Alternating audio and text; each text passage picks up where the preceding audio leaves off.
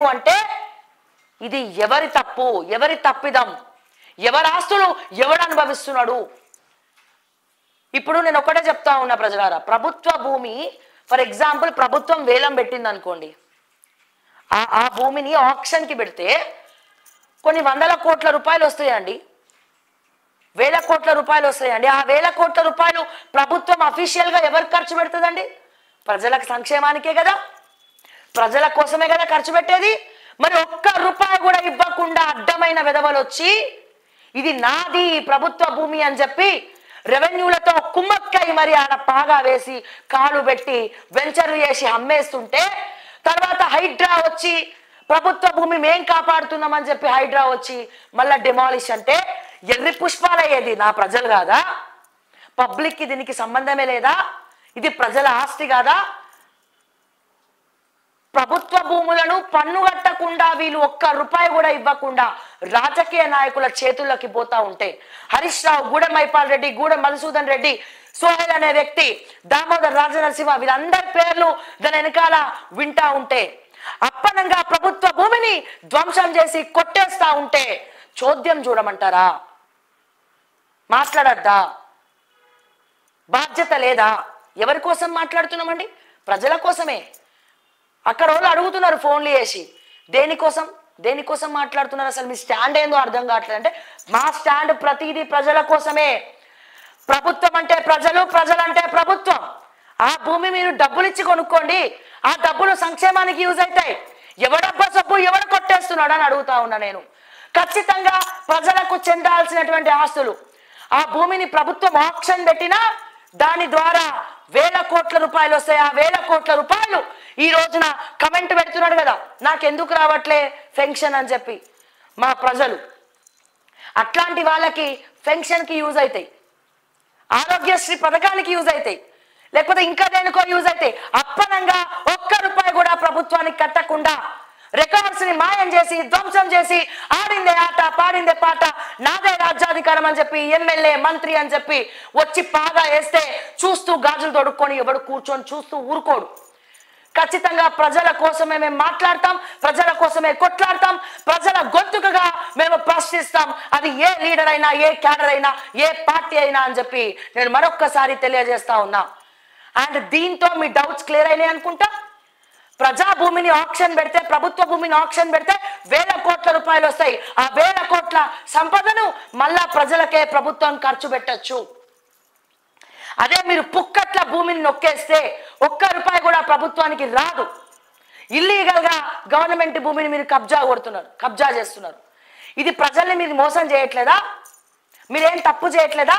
ఇది మోసం కాదా? ప్రభుత్వ భూమిని కబ్జా చేయడం ప్రజలకు మీరు చేసే మోసం కాదా? మోసం చేయట్లేదా? ప్రైవేట్ వెంచర్లే అసైన్డ్ భూములలో వెంచర్ వేసి అమ్ముతుంటేనే మోసం చేస్తున్నటువంటి ఈ క్రమంలో ప్రభుత్వ భూమిని అమ్మడం అనేది మోసం కాదా? సారీ, ప్రభుత్వ భూమిని అమ్మడం అంటున్నాను, ఆ ముఖం.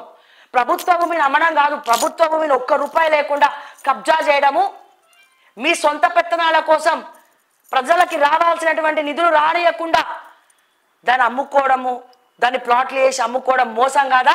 ప్రజల్ని కాదా మీరు మోసం చేసేది? అందుకే ప్రజల్ని మోసం చేస్తున్నారు కాబట్టి ఇది మా బాధ్యత. ఖచ్చితంగా మేము ప్రశ్నిస్తాం. పూచుక పుల్ల కూడా ప్రభుత్వ భూమిలోకి వెళ్ళి మీరు తీసుకోవడానికి వీల్లేదు అప్పనంగా. అది మీ సొత్తు కాదు, ఎవడి సొత్తు కాదు, అది ప్రజల సొమ్ము, ప్రజల కష్టార్జితం, ప్రజలకే అంకితం. అది ఏ రూపంలో రేపటి రోజున గవర్నమెంట్ వేలం పెడితే ఆ భూమిని అమ్మేస్తే ఆ అమ్మేసినటువంటి డబ్బులు వస్తే ఆ డబ్బులు సంక్షేమ పథకాల కన్నా యూజ్ అవుతాయి, ఏదో ఒక రూపంలో ప్రజలకు అందుతుంది.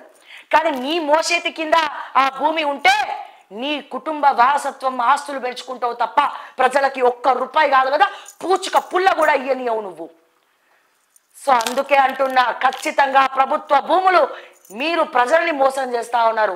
ఆ మోసం చేయకుండా అడ్డుకోవడమే మా ఓకే టీవీ ప్రధాన ఎజెండా అని చెప్పి నేను ప్రతి ఒక్కరు కూడా ఈ సందర్భంగా తెలియజేస్తా ఉన్నా. పూచుక పుల్ల ప్రభుత్వ భూమి కదిలినా ఖచ్చితంగా నా గొంతు నొక్కే ప్రయత్నం చేసినా ప్రశ్నిస్తూనే ఉంటా. పటంచేరులో, నాట్ ఓన్లీ పటంచేరు, తెలంగాణ రాష్ట్ర వ్యాప్తంగా ఏ ప్రభుత్వ భూమి అన్యాక్రాంతమైన ఒక్క రూపాయి కూడా ప్రభుత్వానికి ముట్టకుండా ప్రజల్ని మోసం చేస్తే తస్మాత్ జాగ్రత్త, మాలాంటి ప్రశ్నించే గొంతులు ఉంటారన్న విషయాన్ని మీరు గుర్తుపెట్టుకోండి, రాసి పెట్టుకోండి. సో ఇప్పుడు అర్థమవుతుందా మీకు సిండికేట్ పాలన ప్రకటించేలా ఎట్లా నడుస్తుందో? హరీష్ రావు కూడా ఉన్నాడు దాని వెనకాల.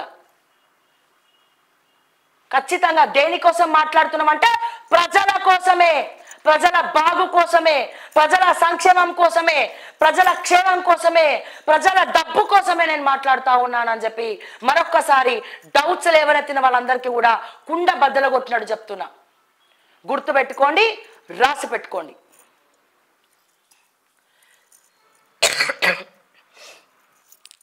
అండ్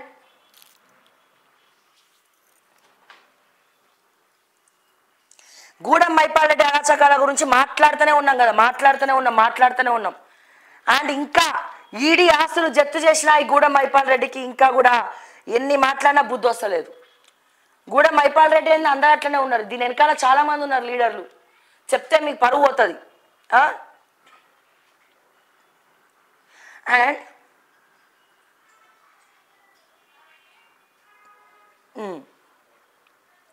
నాకు ఒక ప్రశ్న ఎదురైంది ఫేస్బుక్లో, మమ్మల్ని ట్యాగ్ చేసినారు. నేను అనుకున్నా ఇది చేయించింది కూడా నీలం మధు ముదిరాజే. ఓకే, ఒకసారి నేను ఫైనల్ టచ్ ఇస్తా, ఎందుకంటే నేను